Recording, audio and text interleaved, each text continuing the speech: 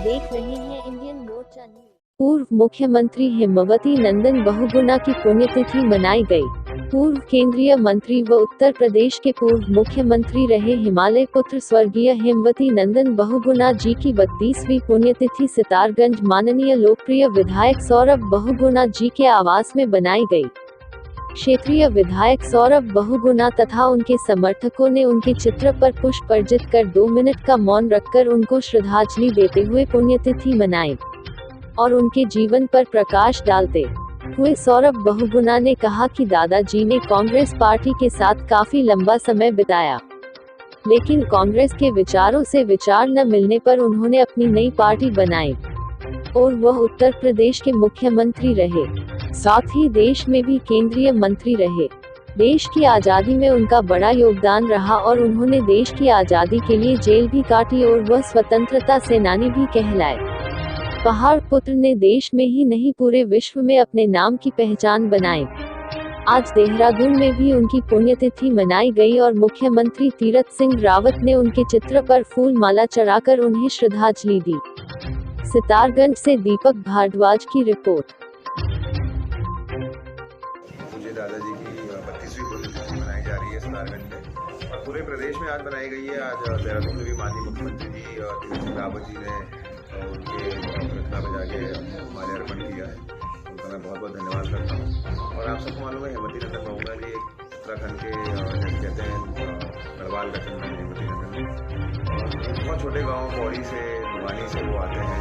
उन्होंने पूरे प्रदेश की नहीं सिर्फ पूरे राज्य की पूरे विश्व की राजनीति में अपना नाम कमाया। स्वतंत्र संग्राम सेनानी रहे, देश की आज़ादी में बहुत अहम भूमिका उन्होंने अपना तिहाड़ जेल में रहे, सालों जेल में रहे और उसके बाद उत्तराखंड के मुख्यमंत्री बने, एमपी रहे, उत्तराखंड के मुख्यमंत्री बने, देश के पेट्रोलियम मिनिस्टर बन के रहे, एक्सटर्नल अफेयर मिनिस्टर बन के रहे।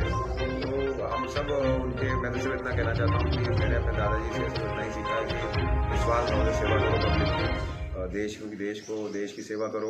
और कहीं ना कहीं जो बहुत ही दबे कुचले लोग हैं, जैसे वो मजदूरों के मसीहा माने जाते थे, अल्पसंख्यकों के मसीहा माने जाते थे, टीचरों के जितने भी रिफॉर्म्स आए वो जब वो सीएम बने यूपी के तब उन्होंने टीचर्स रिफॉर्म शुरू किए।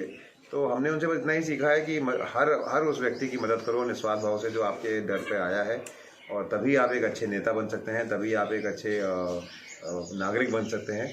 और मैं सिर्फ इतना ही प्रार्थना करूंगा कि हम सब उनके पद चिन्हों पर चल सकें और जो उत्तराखंड का सपना उन्होंने देखा था, जो देश का सपना उन्होंने देखा था, उसको साकार कर सकें।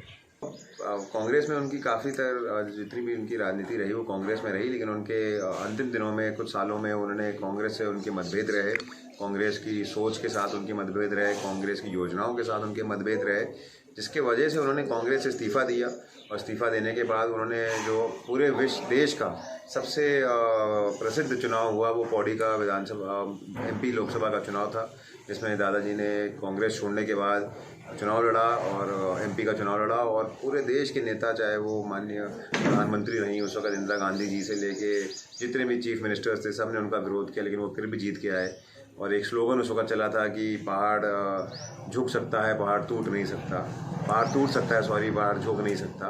और ऐसे उन्होंने, उनकी सोच सिर्फ इतनी थी कि जो कांग्रेस की जो उन्होंने जिस कांग्रेस के साथ वो जुड़े थे वो कांग्रेस कहीं ना कहीं भटक गई थी, उनकी सोच भटक गई थी। तो उनके आखिरी सालों में उन्होंने कांग्रेस के साथ अपना रिश्ता ख़त्म करके और उन्होंने खुद अपना काम करना और दूसरी पार्टी बनाई उन्होंने, और उसमें उन्होंने अपनी